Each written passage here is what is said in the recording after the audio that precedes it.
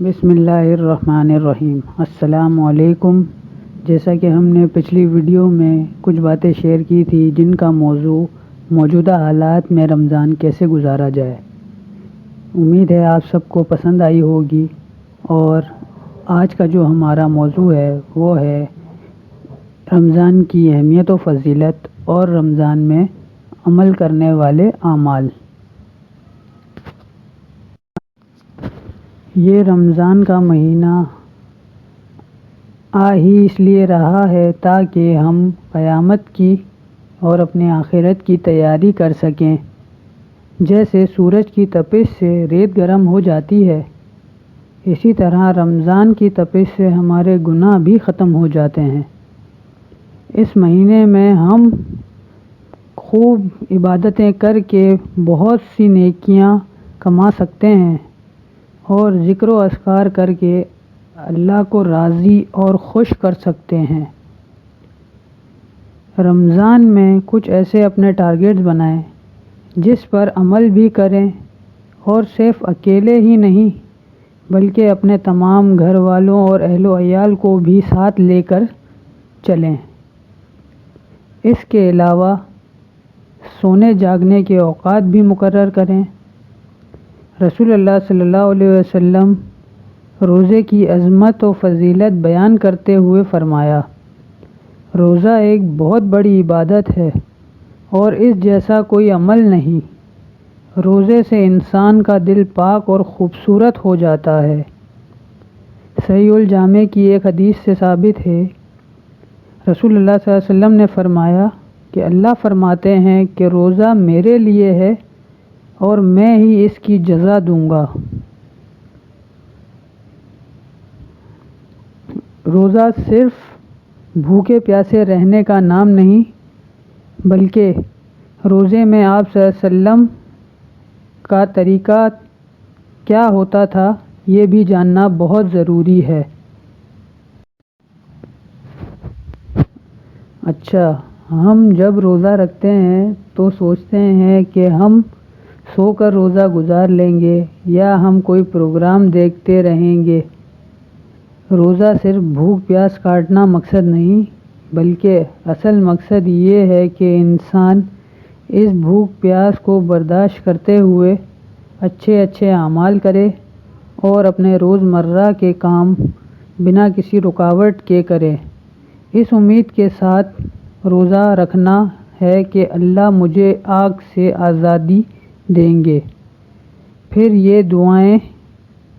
یہ دعاؤں کی قبولیت کا مہینہ ہے۔ دعائیں خوب کرنی ہے، خاص طور پر افطاری کے وقت، اور خاص طور پر یہ دعا مانگیں کہ اللہ مجھے جہنم سے آزادی دیں۔ رمضان میں آپ صلی اللہ علیہ وسلم سب سے زیادہ صدقہ کرتے تھے۔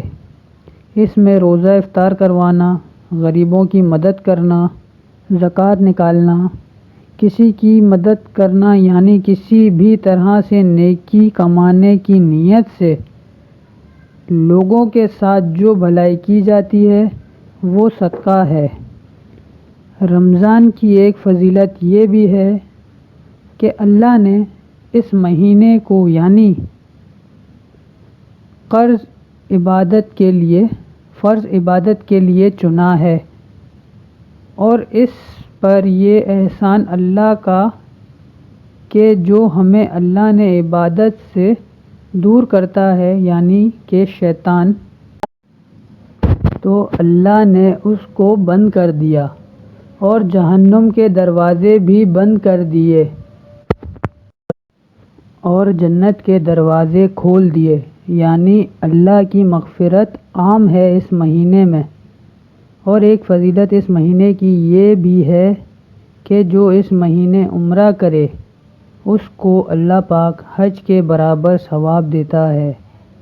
اللہ نے جس کو موقع دیا یعنی مال و دولت سے نوازا ہے تو اسے چاہیے کہ اس مہینے میں ضرور عمرہ کرے، یعنی اس مہینے ہم اچھے اعمال کر سکتے ہیں تاکہ ہم اپنی مغفرت کروا سکیں۔ رمضان میں کرنے والے کام۔ پہلا کام روزہ ہے۔ اس مہینے میں سب سے اہم عمل ہی روزہ رکھنا ہے۔ دوسرا کام صدقہ و خیرات کرنا، اللہ کی راہ میں مال خرچ کرنا، اللہ کی خوشی حاصل کرنے کے لیے۔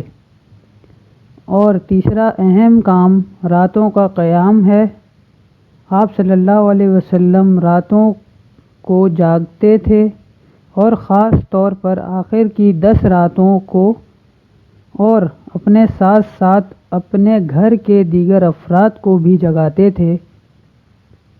چوتھا اہم اور نیک کام قرآن کی تلاوت ہے۔ قرآن رمضان میں نازل ہوا، اس لیے رمضان اور قرآن کا آپس میں بہت گہرا تعلق ہے۔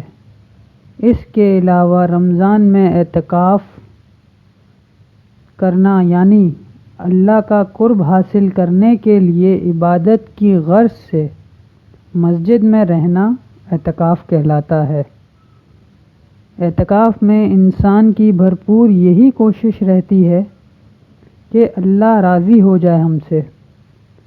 اعتکاف میں انسان اپنے رب سے گناہوں کی معافی مانگتا ہے اور ذکر کرتا ہے، نوافل وغیرہ پڑھتا ہے، دعائیں کرتا ہے کہ اللہ ہماری مغفرت فرمائے اور اللہ ہمیں ہمارے گناہوں سے بخش دے۔ سارے کام ہی عبادت ہے۔ ہمیں رمضان میں ان سب کاموں کو کرنے کی توفیق عطا فرمائے اور اللہ اس مہینے میں ہمارے تمام گناہوں کو معاف کر دے۔ آمین۔